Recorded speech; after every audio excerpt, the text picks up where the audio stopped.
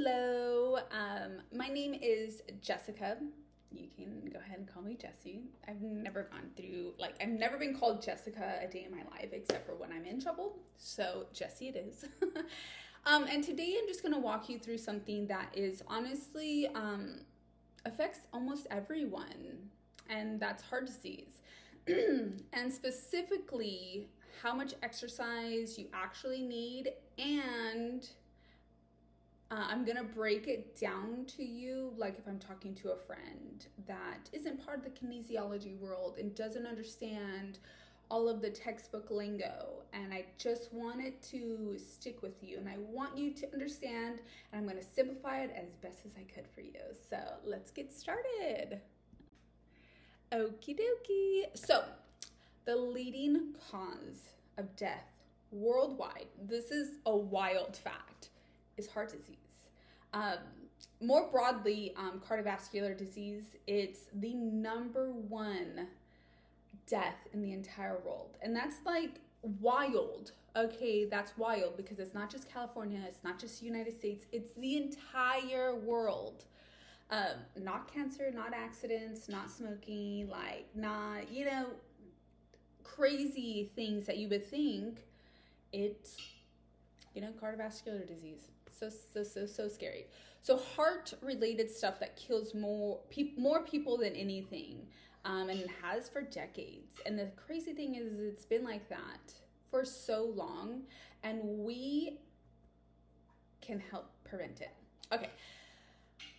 Almost half of the United States adults have some form of it, and it sounds super duper scary, which it really truly is, but it's actually something that we can prevent. So that's what we're gonna do together. So basically, or actually, sorry, my youngest is home today. She has her allergies. Okay, so basically, cardiovascular disease has two big ones. The first one is coronary artery disease. Hopefully I'm saying that correctly. Basically, that's when your arteries, they're like pipes, and over time the fatty plaque builds up and it starts to narrow it, so blood doesn't flow as much through it. It's kind of like, have you ever seen people when they pour grease down their drain and they have to call the plumber to fix it, and like when they take it out, it's just a big chunk of grease? That's literally what can be in your arteries. And so when that pipe, when it gets narrow, the less blood gets through to your heart, and it can get backed or blocked, and it can cause a heart attack. The second one is a stroke. Haley, please go. Thank you so much. The second one is a stroke. Basically, it's the same idea, but instead of it being your heart, it is your brain. And most strokes happen because a clogged blood flow to the brain. So it's kind of the same with plaque. It's just a different area. Yeah. Okay, so now some factors of these diseases you can't control. Like, there are some things that are just out of our hands, and that's your age. That's why a lot of people that are older do have heart issues, and they also have strokes, and family history. Like my family history, my grandfather actually had 2 heart surgeries. He also has suffered from a stroke. So it's something that, like, I am going to do my part to prevent it.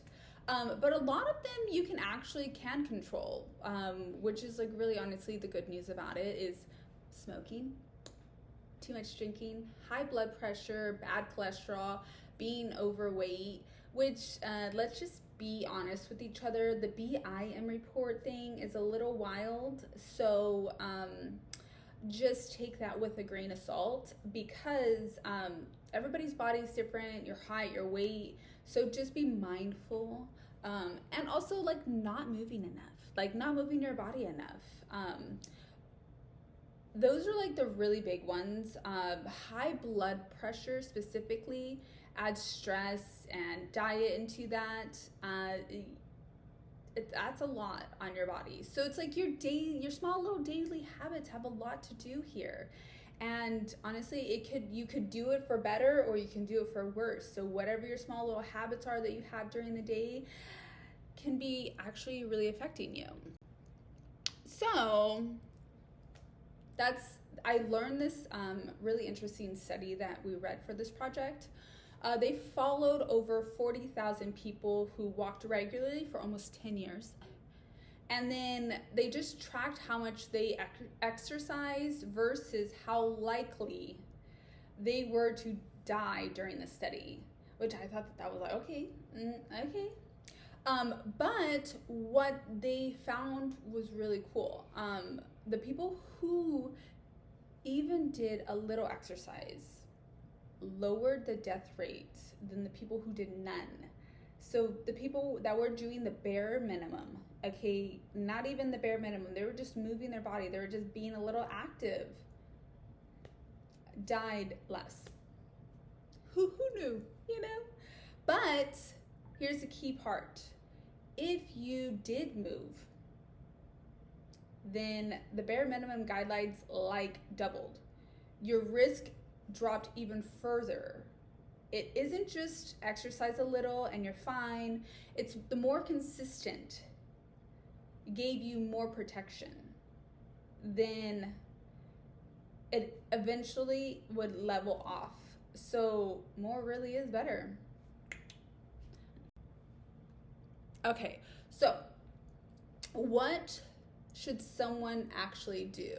The general recommendation is about 150 to 300 minutes a week of moderation exercise. Like think of that as like a brisk walk, or if you did something more intense, like cut that in half. Like if you were running, okay, cut that in half. Plus 2 days of strength training.